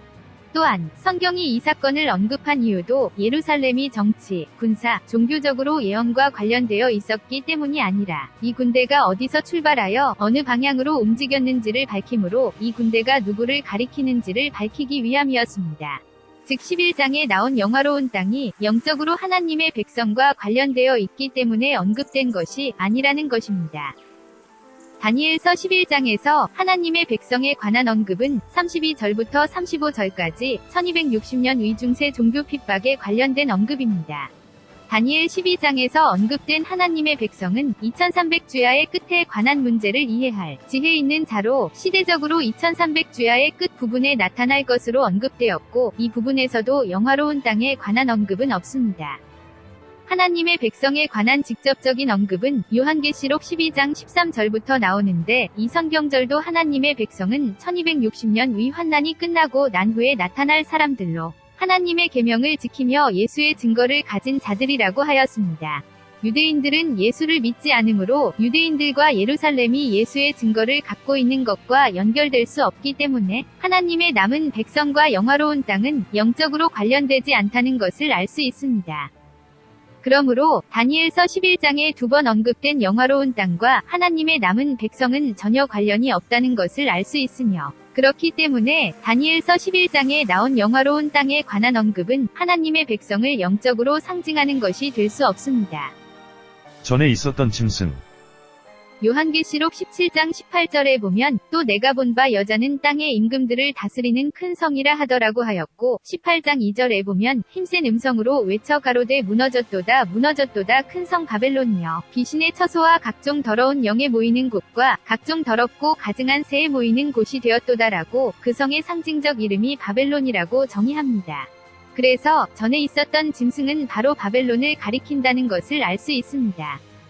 그리고 전에 있었다가 시방 없어진 짐승은 여덟째 왕인이라고 바벨론과 여덟째 왕인 교환권을 연결하고 있습니다. 이렇게 바벨론과 교환권을 하나의 사상으로 연결하고 있는 이유는 이 두 나라 모두 하나님의 백성을 탄압하였던 나라였기 때문입니다. 바벨론은 그때 당시 하나님의 백성이었던 유대 나라를 멸망시켰던 나라이고 교환권도 1260년 동안 하나님의 백성을 탄압했던 나라입니다. 이 짐승을 로마에서 난자로 표현한 이유는 다니엘서 7장의 예언에 나온 대로 작은 뿔이 로마 제국을 상징하는 짐승의 머리에 난 10뿔 사이에서 나왔기 때문입니다. 하지만 로마 제국이 하나님의 백성을 탄압한 자로 직접적으로 언급되지 않은 이유는 로마 제국이 유대를 완전히 멸망시켰던 주후 70년경에는 유대인들이 하나님의 백성으로서의 자격을 잃은 후였기 때문입니다. 주전 63년 로마의 폼페이 장군이 예루살렘을 쳤지만 이때 유대가 완전히 멸망당한 것이 아니었기 때문에 이 전쟁이 다니엘서 11장에는 언급되었어도 요한계시록 17장에서는 하나님의 백성과 관련된 전쟁으로 취급하지 않았던 것입니다. 성경이 지적하고 있는 로마에 의한 예루살렘의 멸망은 주후 70년 티투스에 의하여 일어났으며 이 사건이 바로 그리스도께서 그의 제자들에게 세상의 멸망과 관련하여 언급한 예루살렘의 멸망이었습니다. 하지만 이 사건은 스데반의 죽음 이후에 일어난 사건이었고 다니엘 9장 24절에 의하여 34년은 유대인들이 하나님의 백성으로서 시간이 끝난 해였습니다. 이러한 사실은 다니엘서 11장에 나오는 영화로운 땅이 하나님의 백성과 관련되지 않았다는 것을 다시 증명하는 것입니다. 또한 그렇기 때문에 이슬람이 정복하고 있었던 예루살렘을 탈환하기 위하여 보내진 십자군 예루살렘 정복전쟁을 성경은 언급하지 않은 것입니다. 다니엘서 11장에 나온 영화로운 땅에 대하여 잘못된 이해를 가지고 있으면 십자군 원정이 다니엘서 11장과 연관이 될 수 있다는 오해를 할 수 있습니다. 특히 3차 원정 때 영국의 리차드 왕과 대결을 벌린 이슬람 제국의 왕은 이집트의 술탄이었던 살라딘이었기 때문에 이집트가 언제나 남방왕이 되어야 한다는 오해를 갖고 다니엘서 11장을 보면 십자군의 예루살렘 원정을 다니엘서 11장이 포함하고 있을 수 있다는 오해를 갖게 될 수 있습니다. 만약 다니엘서 11장이 예루살렘과 이집트가 관련되어 있다는 이유로 십자군과 살라딘과의 전쟁을 언급하였다면 다니엘서 11장이 우리에게 가르쳐주고자 했던 중요한 진실이 모호해졌을 것입니다. 왜 여덟째 왕으로 설명되었는가? 요한계시록 13장에서는 죽게 되었던 상처가 나은 머리가 어떻게 다시 살아났는지를 언급하지 않았지만 17장에서는 죽게 되었던 상처가 나아서 8번째 왕이 되었다고 하였습니다. 비록 8째 머리가 있다고는 하지 않았지만 7왕이 7머리로 상징되었기 때문에 8째 머리가 있어야 할 것처럼 보입니다. 하지만 요한은 8째 머리를 보았다고 하지 않았습니다. 그러므로 8째 머리는 있지만 요한의 눈에는 보이지 않게 하였다는 것을 알 수 있습니다. 그러므로 13장의 예언이 7째 나팔의 시간에 속한 7머리와 10뿔 가진 짐승과 셋째 화의 시간에 속한 땅에서 올라온 두 뿔 가진 짐승으로 나뉘어져 있었던 것처럼 17장의 예언도 짐승의 7째 머리까지는 7째 나팔의 시간에 속한 예언으로 7째 나팔이 울린 시간을 중심으로 과거와 미래에 반복 적용되며 8째 왕과 짐승은 셋째 화의 시간에 속한 예언으로 미래에만 적용된다는 것을 알 수 있습니다. 13장의 두 뿔 가진 짐승과 8째 왕이 바로 1844년 이후 나타나 세상 마지막까지 있을 용의 세력임을 알 수 있으며 그러므로 두 뿔 가진 짐승과 8째 왕이 합쳐진 것이 바로 8째 짐승임을 알 수 있습니다. 그런데 7째 나팔의 시간에 속한 예언은 과거와 미래에 모두 나타날 예언이기 때문에 이 예언이 미래에 적용될 때는 8째 왕의 짐승과 7머리를 가지고 있는 짐승이 중복되게 됩니다. 하지만 이 두 짐승이 실제로는 같은 짐승이기 때문에 이 예언이 미래에 적용될 때는 짐승 자체의 역사는 다시 일어나지만 7머리의 역사는 다시 반복되지 않는다는 것을 알 수 있습니다. 즉 다니엘서 11장이 현대에 적용될 때 북방왕이 바뀌지 않는다는 것을 가리키는 것입니다. 그러므로 다니엘서 11장의 북방왕은 바로 두 뿔 가진 짐승이 되고 이 짐승이 죽었던 상처가 나은 자에게 권력을 줄 현대의 신성 로마 제국이 된다는 것입니다. 그러므로 예언의 반복이 일어날 때는 북방왕이 바뀌지 않으므로 그리스가 망하고 로마가 탄생하는 변화는 반복되지 않을 것이고 또한 로마가 신성 로마 제국으로 되기 위해서 로마가 먼저 망하는 일도 없을 것입니다. 또한 8째 왕은 짐승 자체이고 여러 머리가 있지 않으며 이 8째 왕이 바로 죽게 되었던 상처가 나은 자 자체이기 때문에 죽게 되었던 상처가 남는 예언은 반복될 필요가 없어지며 열불과 관련된 예언도 반복되지 않을 것입니다. 다니엘서와 요한계시록의 관계. 다니엘서 2장에서 느부갓네살 왕이 꿈에서 본 신상이 금머리는 바벨론을, 은으로 된 가슴과 팔은 메데 페르시아를, 노수로 된 배와 넓적 다리는 그리스, 철로 된 종아리는 로마, 그리고 철과 진흙이 섞인 발은 중세 유럽을 상징했으며 강하고 약한 나라들이 섞여 있고 그들이 서로 섞이지는 않을 것을 상징했습니다. 그런데 바리 시대를 로마를 상징했던 철과 진흙으로 나타낸 이유는 다니엘서 7장에 나옵니다. 다니엘서 7장은 각 나라를 짐승으로 상징했는데 요한계시록 13장의 짐승처럼 이 짐승들의 머릿수의 합은 7이었습니다. 바벨론은 사자로, 메데 페르시아의 동맹은 새 갈빗대를 물고 몸 한 편을 들고 있는 곰으로 상징했습니다. 곰이 몸 한 편을 들고 있는 이유는 페르시아 중심의 메데, 페르시아 동맹을 가리키고 새 갈빗대는 페르시아가 정복한 바벨론, 리디아, 이집트를 가리킵니다. 그리스 제국은 새의 날개를 가지고 머리 닛이 있는 표범으로 상징되었는데 새의 날개는 알렉산더 대왕이 빠른 속도로 세상을 정복한 것을 나타내고 머리 넷은 알렉산더 대왕이 죽은 후에 그의 나라가 장군들에 의하여 나뉘어질 것을 나타냅니다. 역사적으로 알렉산더의 그리스 제국은 정확히 넷으로 나뉘어지지 않았지만 바벨론을 머리 하나로 나타낸 것과 같이 독립적인 왕권을 유지했던 나라들 중 가장 강했던 네 나라를 선택한 것입니다. 로마를 상징하는 무섭게 생긴 짐승은 10뿔이 있었습니다.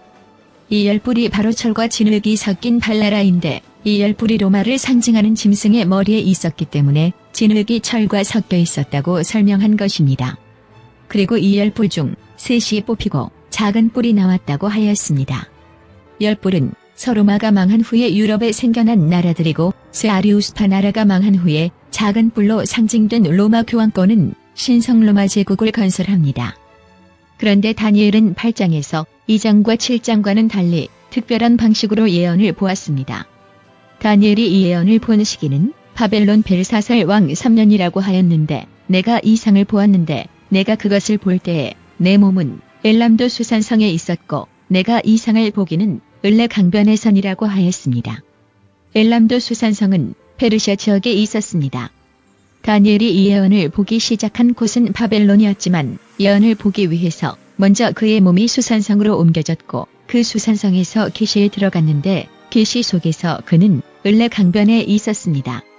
즉 다니엘이 미래의 페르시아 시대로 시간 여행을 하여 수산성으로 옮겨졌고 그곳에서 을레 강변에서 일어난 일에 관한 계시를 보았다는 것입니다. 이 예언 속 시간과 공간이 페르시아 시대이기 때문에 두 뿔 가진 수양은 페르시아 제국을 가리키고 두 뿔이 다 길어도 한 뿔은 다른 뿔보다도 길었고 그 긴 것은 나중에 난 것이더라고 한 이유는 페르시아가 메디아 지역을 통합하기 전에는 메디아 제국이 페르시아보다 훨씬 크고 강했었기 때문입니다. 그 수양이 서와 북과 남을 향하여 받았다고 하였는데 서쪽은 바벨론, 북쪽은 리디아, 남쪽은 이집트를 가리킵니다. 그리고 페르시아 제국을 정복할 수염소가 나타나는데 이 수염소의 눈 사이에 있는 현저한 뿔은 알렉산더 대왕을 가리키고 그 자리에 난 뿔렛은 그리스 제국이 갈라져 생긴 네 주요 나라들을 상징합니다. 다니엘 7장에서는 네 머리 있는 표범을 언급한 후 로마 제국을 상징하는 10뿔 가진 무서운 짐승을 언급했습니다. 그런데 8장은 수염소의 등장 이후 다른 짐승을 등장시키지 않습니다. 그 대신 그중 한 뿔에서 또 작은 뿔 하나가 나서 남편과 동편과 또 영화로운 땅을 향하여 심히 커지더라고 로마 제국의 출현을 그중 한 뿔에서 생겨난 작은 뿔로 상징했습니다. 이 작은 뿔이 로마 제국인 것을 명확히 하기 위해서 이 작은 뿔의 팽창 방향을 언급합니다. 그리스 제국 말기 아직 개발되지 않고 소수의 부족이 살고 있었던 산골 마을이었던 로마가 이태리부터 남쪽인 북아프리카와 동편인 그리스 점령 지역과 영화로운 땅인 유대 지역으로 정복해 나갔기 때문입니다. 그리고 8장 10절과 11절을 보면 그것이 하늘 군대에 미칠 만큼 커져서 그 군대와 별 중에 몇을 땅에 떨어뜨리고 그것을 짓밟고 또 스스로 높아져서 군대의 주제를 대적하며 그에게 매일 드리는 제사를 제하여 버렸고 그의 성소를 헐었다고 하였습니다. 군대의 주제를 대적한 일은 그리스도를 십자가에 못 박은 것을 가리키고 그 군대와 별 중 몇은 그리스도의 제자들과 사도교회 신자들을 가리킵니다. 또한 성소를 헐었다는 것은 로마가 예루살렘을 멸망시킨 것을 가리키고 그에게 매일 드리는 제사를 제하여 버렸다는 뜻은 그리스도께서 십자가에 돌아가심으로 그때까지 지속되던 지상성소 시대가 끝났음을 가리킵니다. 그런데 12절부터 14절까지 보면 비슷한 이야기가 반복되는 것처럼 보이지만 이번에는 범죄함을 인하여 매일 드리는 제사가 끝나게 되었다고 하였고 이 사건을 2300주야의 끝과 연결합니다. 다니엘서 12장에 보면 매일 드리는 제사를 폐하는 때부터 1290일과 1335일을 세라고 하였기 때문에 8장 12절에 언급된 매일 드리는 제사는 11절의 것과 다른 것임을 알 수 있습니다. 이렇게 서로 다른 두 가지의 매일 드리는 제사는 다니엘서 9장 27절에 다시 설명하였습니다. 8장 11절에 나온 매일은 그 일의 절반에 제사와 예물을 금지할 것으로 설명했고 12절의 매일은 잔포하여 미운 물건이 날개를 의지하여 살 것으로 설명하였습니다. 2300주야 예언에 관한 자세한 설명은 다니엘서 11장 비디오를 보십시오. 그런데 7장의 작은 뿔은 매일을 없애지 않습니다. 다니엘 11장 31절과 다니엘서 12장은 매일 드리는 제사를 폐하는 일과 미운 물건을 세우는 일이 함께 일어날 것이라고 하였습니다. 그러므로 8장에 나온 두 번째 매일을 없애는 일이 멸망케 할 미운 물건을 세우는 일이며 이 일은 교황 로마가 할 일이 아니라 다른 나라가 교황 로마를 세우기 위하여 할 일임을 알 수 있습니다. 2장과 7장, 8장과 11장의 차이점. 다니엘서 2장과 7장은 바벨론, 메데 페르시아, 그리스, 로마, 10나라를 분리해서 설명하였는데 8장과 11장은 그리스 제국이 네 나라로 분리되는 때까지만 정확히 분리했고 그 이후는 8장은 작은 뿔로 11장은 북방 왕으로 하나로 묶어서 설명했습니다. 바로 이 시점 8장의 작은 뿔이 네 뿔 중 한 뿔 지역으로부터 나타나기 바로 직전의 상황을 다니엘서 11장 5절부터 14절까지 설명하였고 바로 이 시점이 요한계시록 13장과 17장의 짐승이 서 있는 광야의 시점입니다. 요한계시록 13장과 17장의 짐승의 모습이 그리스 제국을 상징하는 바벨론과 페르시아의 흔적을 가진 표범이었는데 이 짐승의 모습이 더 이상 변하지 않고 머리만 바뀌는 것처럼 표현한 것도 다니엘 8장과 11장의 설명 방식과 일치합니다. 그런데 앞에서 설명한 것처럼 요한계시록 13장과 17장의 짐승의 현재 시간은 예언의 반복이 일어나는 시점이기 때문에 다니엘서 8장과 11장의 예언은 예언이 미래에 반복될 시기의 세상을 관점으로 설명한 것이고 다니엘서 2장과 7장은 과거에 일어난 역사를 중심으로 설명한 것임을 알 수 있습니다. 즉, 성경 예언이 반복되어 나타날 때는 다니엘서 8장과 11장의 시작 지점부터 반복되고 반복될 때는 한나라가 한 북방왕으로 세상 끝날까지 지속된다는 것을 가리키는 것입니다. 바로 이 현대의 북방왕이 8째 왕을 머리로 가지고 있는 짐승을 가리키는 것입니다. 이러한 규칙은 예언이 반복될 때는 7장에 언급된 10뿔과 3뿔과 작은 뿔의 역사는 반복되지 않을 것이며 작은 뿔은 8째 왕으로 나타날 것을 보여줍니다. 짐승의 표와 매일 드리는 제사. 요한계시록 13장 14절에 보면 새끼 양 같이 2뿔 가진 짐승이 짐승 즉 8째 왕을 위하여 우상을 만들라고 하였습니다. 그리고 그 우상에게 생기를 주었고 그래서 그 우상이 말하게 하고 또 짐승의 우상에게 경배하지 아니하는 자는 몇이든지 다 죽이게 할 수 있게 하였습니다. 사형 선고를 내릴 수 있는 권력을 받는 것이 말하게 하는 것과 같이 나왔으므로 여기서 말하게 하는 것은 법적이고 공적인 힘을 갖게 한 것을 의미합니다. 즉 전에는 공적으로나 법적으로 할 수 없었던 것을 할 수 있게 만들었다는 것입니다. 이렇게 전에는 할 수 없었던 일을 법적으로 할 수 있게 하는 일이 짐승이 할 일로 예언되었다는 사실은 이 일이 작은 변화가 아니라 국가 또는 세계적인 변화를 나타낸다는 것을 알 수 있습니다. 또한 먼저 나온 짐승인 8째 왕은 종교적인 세력이기 때문에 이 변화는 종교적인 변화를 가리킨다는 것을 알 수 있습니다. 이것을 짐승의 우상이라고 하였기 때문에 이 우상이 짐승의 본질을 나타내는 것임을 알 수 있습니다. 그러므로 짐승의 우상은 짐승의 본질과 관련된 것으로 법적으로 제도화될 수 있는 것임을 알 수 있습니다. 다니엘서 11장은 이것을 매일 드리는 제사를 폐하며 멸망케 하는 미운 물건을 세우는 것으로 설명하였습니다. 제사라는 말은 원본에는 없는 추가된 말이고 매일은 계속적인 이라는 의미이므로 매일 드리는 제사를 폐하는 일은 계속적인 제도가 없어지고 새로운 제도가 생겨나는 것을 가리키며 이 변화가 미운 물건 즉 짐승의 우상을 세우는 일이라는 것입니다. 음녀와 짐승에 대한 심판과 그리스도의 재림. 요한계시록 17장 14절에 보면 저희가 어린 양으로 더불어 싸우려니와 어린 양은 만주의 주시요 만왕의 왕이시므로 저희를 이기실 터이오라고 하였습니다. 이 사건에 대해서는 요한계시록 19장 11절부터 21절에 자세히 나와 있습니다. 여기 보면 어린 양이신 그리스도께서 백마를 타고 전쟁에 나갔으며 그 짐승과 땅의 임금들과 그 군대들이 모여 그 말 탄 자와 그의 군대로 더불어 전쟁을 일으키다가 짐승이 잡히고 그 앞에서 이적을 행하던 거짓 선지자도 함께 잡혔다고 하였습니다. 6째 나팔에서 무저갱에서 올라온 오스만 제국은 동로마 제국을 무너뜨리는 도구로 쓰였지만 오스만 제국의 생명은 예언된 기간 동안만 지속될 수 있었습니다. 요한계시록 11장에 나온 프랑스 혁명 정부도 무저갱에서 올라온 짐승으로 교황권과 신성 로마 제국을 무너뜨리는 도구로 쓰였지만 역시 이 짐승도 결국에는 망하였다고 다니엘서 11장에 기록하였습니다.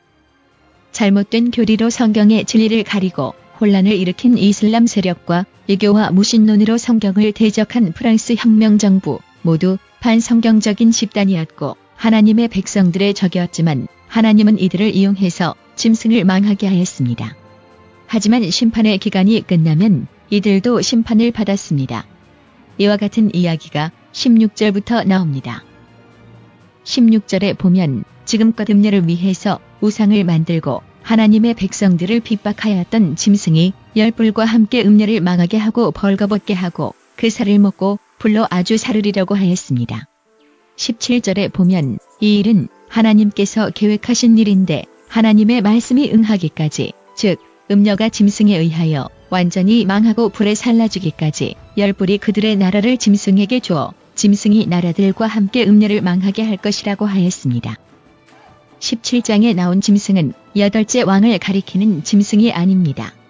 앞에서 설명한 것처럼 8째 왕의 짐승은 새끼 양처럼 2뿔 가진 짐승을 가리킵니다. 이 짐승과 10뿔이 한동안 짐승을 위하여 일하다가 7재앙이 내리고 그들이 하나님의 심판을 받게 된 것을 깨닫자 음녀를 미워하여 음녀를 상대로 전쟁을 일으킬 것입니다. 바로 이 전쟁이 6째 재앙에 언급된 아마겟돈 전쟁입니다. 전 세계가 두 동맹군으로 나뉘어 전쟁을 할 것이고 이 전쟁에서 음녀의 편에 가담한 동맹군은 완전히 패하게 될 것입니다. 요한계시록 18장 전체가 이 사건을 자세히 설명하고 있습니다. 18장 2절에 보면 한 천사가 큰 성 바벨론이 무너졌다고 선포합니다. 이 바벨론은 17장에 설명된 8째 왕을 가리킵니다. 그리고 18장 8절부터 10절에 그러므로 하루 동안에 그 재앙들이 이르리니 곧 사망과 애통과 흉년이라. 그가 또한 불에 살라지리니 그를 심판하신 주 하나님은 강하신 자이심이니라. 그와 함께 음행하고 사치하던 땅의 왕들이 그 불 붙는 연기를 보고 위하여 울고 가슴을 치며 그 고난을 무서워하여 멀리 서서 가로되 화이또다 화이또다 큰 성견고한 성 바벨론이여 일시간에 내 심판이 이르렀다 하리로다고 바벨론이 멸망당했음을 선언합니다. 음녀에 대한 심판에 대하여 19장 2절은 이렇게 적었습니다. 그의 심판은 참되고 의로운지라 음행으로 땅을 더럽게 한 큰 음녀를 심판하사 자기 종들의 피를 그의 손에 갚으셨도다. 그리고 19장은 이제 짐승에 대한 심판에 관하여 설명합니다.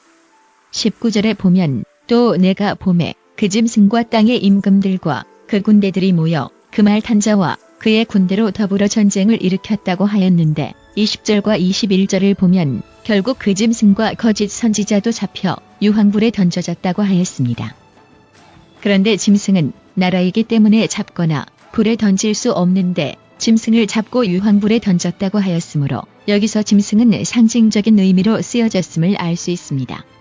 17장 1절에 보면 음녀가 물 위에 앉아 있다고 하였기 때문에 여기 언급된 짐승은 새끼양 같이 두 뿔 가진 짐승뿐만 아니라 음녀와 연합한 세상 전체를 가리킨다는 것을 알 수 있습니다. 또한 짐승과 거짓 선지자를 유황불에 넣는다고 하였으므로 유황불에 넣어지는 자들은 나라가 아니라 사람인데 단지 세상 마지막 심판의 날에 살고 있었던 자들 중 짐승에 속한 사람들만을 유황불에 넣는 것은 의미가 없습니다. 그러므로 여기 언급된 짐승과 그 선지자들은 전부터 세상 끝날까지 모든 시대에 있었던 짐승에 속한 자들을 가리킨다는 것을 알 수 있습니다. 그런데 19장 6절부터 9절에 보면 어린 양의 혼인 기약이 이르렀다고 하였습니다. 11절부터 보면 하늘에 있는 군대들이 희고 깨끗한 세마포를 입고 백마를 타고 그리스도를 따라가는 이야기가 나오는데 이 군대들이 입고 있는 깨끗한 세마포는 8절에 언급한 성도들의 옳은 행실을 상징하는 세마포로 혼인잔치에 초대받은 자들이 입어야 할 옷을 가리킵니다. 그러므로 어린 양의 혼인 기약은 마태복음 22장과 25장에 나온 것처럼 그리스도의 재림을 가리키는 것입니다. 그래서 요한은 특별히 또 내가 하늘이 열린 것을 보니 보라 백마와 단자가 있으니라고 설명한 것입니다. 하늘이 열렸다는 것은 그리스도께서 이 땅으로 오기 위하여 하늘의 문을 여신 것을 나타내기 때문입니다. 그러므로 15절부터 언급된 심판의 장면은 그리스도의 재림의 때에 세상의 모든 악인들이 죽게 될 것을 가리키는 것입니다. 어린 양의 혼인 잔치에 대하여 언급한 뒤에 10절에는 마지막 하나님의 남은 백성의 특징을 언급합니다. 요한계시록 12장 17절에 하나님의 성도를 여자의 남은 자손 곧 하나님의 계명을 지키며 예수의 증거를 가진 자들이라고 설명하였는데 19장 10절에는 예수의 증거를 가졌다는 것의 의미가 무엇인지를 설명합니다.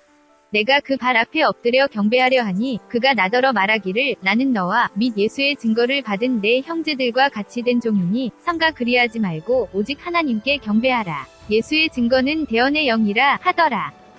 그러므로 예수의 증거를 가졌다는 뜻은 대언의 영, 즉 예언의 영을 받은 자들이라는 뜻이 됩니다. 그러므로 하나님의 마지막 교회는 하나님의 계명을 지키고 예언의 능력을 받은 자들임을 알 수 있습니다. 19장에 나온 백마를 보고 7인에 나온 말의 색깔이 말의 영적인 상태를 가리킨다고 생각하기 쉽지만 그렇지 않습니다. 7인에 나온 말과 19장의 백마는 전혀 상관이 없습니다. 스가랴 1장 7절부터 10절을 보면 홍마, 자마, 백마의 순으로 말들이 나오는데 이들은 여호와께서 땅에 두루 다니라고 보내신 자들이라고 하였으며 스가랴 6장 1절부터 5절에는 홍마, 흑마, 백마, 회색마의 순서로 언급된 말들을 하늘의 네 바람인데 온 세상 주 앞에 모셨다가 나가는 자들이라고 하였습니다.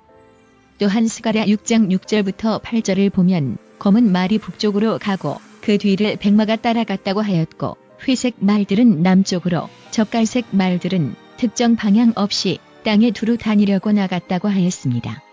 그러므로 이 말들은 하나님께서 보내신 천사들을 가리키고 말의 색깔이 말의 등장 순서나 말의 영적인 상태를 나타내는 것이 아님을 알 수 있습니다.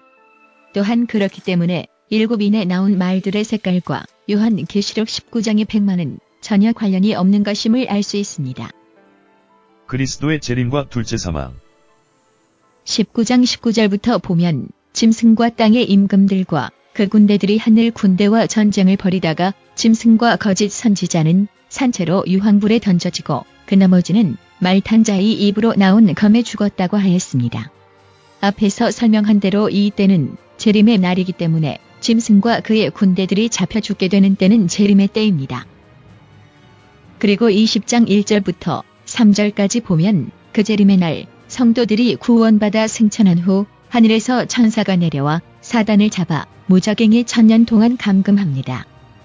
그리고 4절부터 보면 죽어있던 하나님의 백성들은 부활하여 하늘에 갈 것인데 이것을 첫째 부활이라고 하였습니다. 이러한 사실은 죽은 악인들을 심판하기 위하여 그들을 부활시킬 것을 가리키며 그래서 그들이 심판받아 다시 죽게 되는 것을 6절의 둘째 사망이라고 말한 것입니다.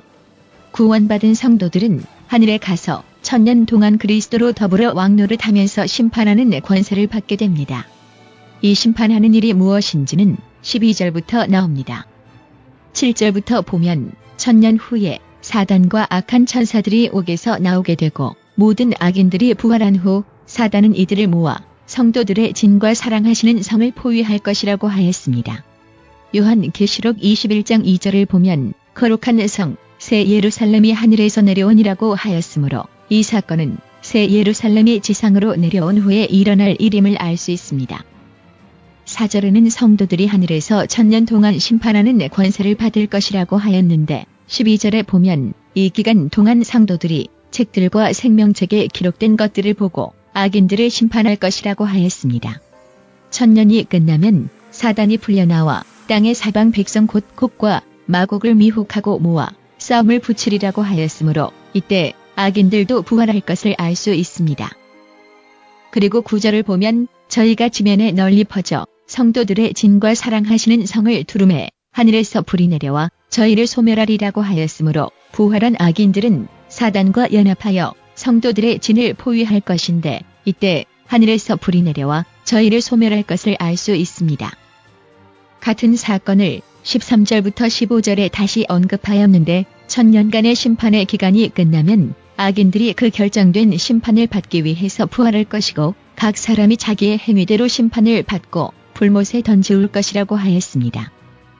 이 모든 사건들을 순서적으로 보면 그리스도의 재림의 때에 짐승과 땅의 임금들과 그의 군대들은 심판을 받아 모두 죽고 성도들은 구원받아 하늘에 올라가고 사단과 악한 천사들은 무적행에 갇히게 됩니다. 그리고 1000년이 지나는 동안 성도들은 하늘에서 악한 자들을 심판하고 1000년이 마치면 성도들과 새 예루살렘이 지상으로 내려오게 되고 그 이후에 사단이 옥에서 잠깐 놓여지고 악인들이 심판받기 위하여 부활하게 됩니다. 이때 사단은 악인들을 모아 마지막 전쟁을 하기 위하여 성도들의 진을 포위합니다. 그리고 이때 심판이 그들에게 집행됩니다. 그러므로 12절에 죽은 자들이 심판받기 위해서 보좌 앞에 서 있다고 한 설명은 악한 자들이 실제로 하늘에 가 있다는 말이 아니라 악한 자들 하나하나가 차례대로 심판받을 것을 표상적으로 한 말임을 알 수 있습니다. 그리고 21장 2절에 언급된 예루살렘이 지상으로 내려오는 사건은 사건의 순서적으로 언급된 것이 아니라 3절부터 나오는 내용과 연결되어 하나님의 장막이 저희와 함께 있겠다는 것을 강조하기 위하여 언급된 것임을 알 수 있습니다. 유황불과 심판의 끝. 20장 13절부터 15절을 보면 각 사람이 자기의 행위대로 심판을 받고 불못에 던져진다고 하였습니다. 이것을 둘째 사망이라고 하였고 누구든지 생명책에 기록되지 못한 자는 불못에 던지우더라고 하였으므로 모든 악인들이 불못에 던져짐을 당할 것을 알 수 있습니다.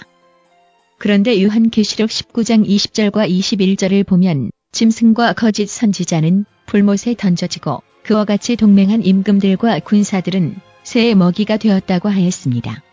또 20장 10절에 보면 마귀가 불못에 던져졌을 때 거기에는 그 짐승과 거짓 선지자들이 있었다고 하였으므로 짐승과 거짓 선지자들은 먼저 불못의 심판을 받게 되고 마귀에 대한 심판은 1000년 이후부터 시작되는 것처럼 보입니다. 그런데 20장 8절에 보면 하나님을 대항하는 곡과 마곡으로 상징된 땅의 사방 백성들이 사단과 연합하여 전쟁을 준비하는 것을 볼 수 있습니다. 즉 1000년 후에 부활할 모든 악인들이 사단과 연합할 것을 가리키는데 이 전쟁의 끝에 불못의 심판이 있겠다고 하였습니다. 그러므로 불못의 심판은 1000년 후에 모든 악인들에 관한 심판이 끝나고 악인들이 부활한 이후 형이 선고된 이후에 집행될 것을 알 수 있습니다.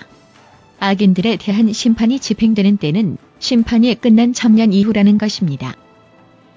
그러므로 19장 20절과 21절에 나온 짐승과 거짓 선지자만 불못에 던져지고 다른 악인들은 검에 죽어 새의 먹이가 되었다는 것이 실제로 재림의 때에 불못이 시작된다는 것을 가리키는 것이 아니고 새의 먹이가 되는 것이 심판의 집행이 될 수 있는 것도 아님을 알 수 있습니다.